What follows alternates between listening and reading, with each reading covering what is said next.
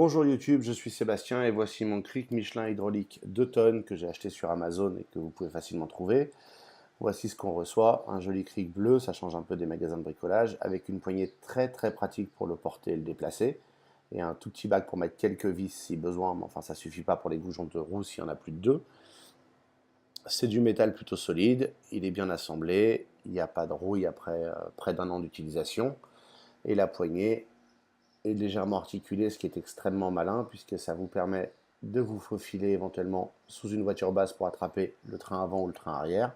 Et le receveur de la poignée qui a la très bonne idée d'être articulé à 180 degrés vous permet de soulever une voiture même dans des positions pas forcément idéales ou dans un box par exemple. La levée est progressive, sans zone morte ou sans point difficile dans le mouvement, ce qui est assez agréable quand on l'utilise. Ça permet de bien calibrer la hauteur du véhicule si on a besoin pour les chandelles, ce qui est plutôt recommandé de toute manière. En revanche, pas d'illusion, ce cric ne permettra pas de soulever un 4x4. Pour le X5 que vous avez pu voir dans d'autres vidéos, il ne le fait même pas sourire et les roues restent parfaitement au sol quand le cric est en position maximum.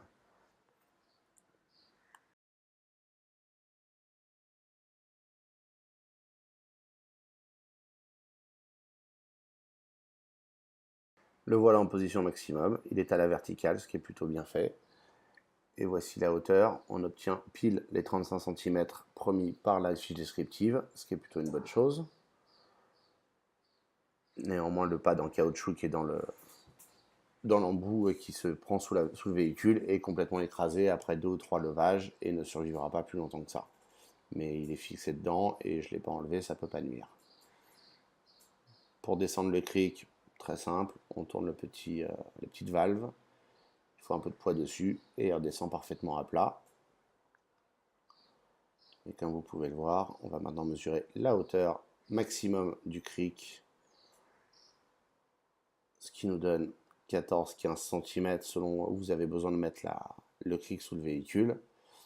Et le levage le plus bas possible d'un véhicule, pour les voitures rabaissées ou les voitures de sport, c'est pas inintéressant, c'est 11 cm. Si vous êtes plus bas que ça, il vous faudra un cric extra plat. C'est un bon cric pour 50 €, j'ai jamais eu de problème avec, il remplit sa tâche, sauf sur 4x4 évidemment, mais on ne peut pas vraiment rêver mieux à ce prix-là, et ça bat largement ce qu'on trouve en grande surface de bricolage ou automobile, qui sont généralement une version identique à celui-là, puisque tout ça, ça vient probablement de la même usine en Chine, mais il n'a pas la poignée, et la peinture est généralement plus moyenne, et les roulettes sont un petit peu plus bancales.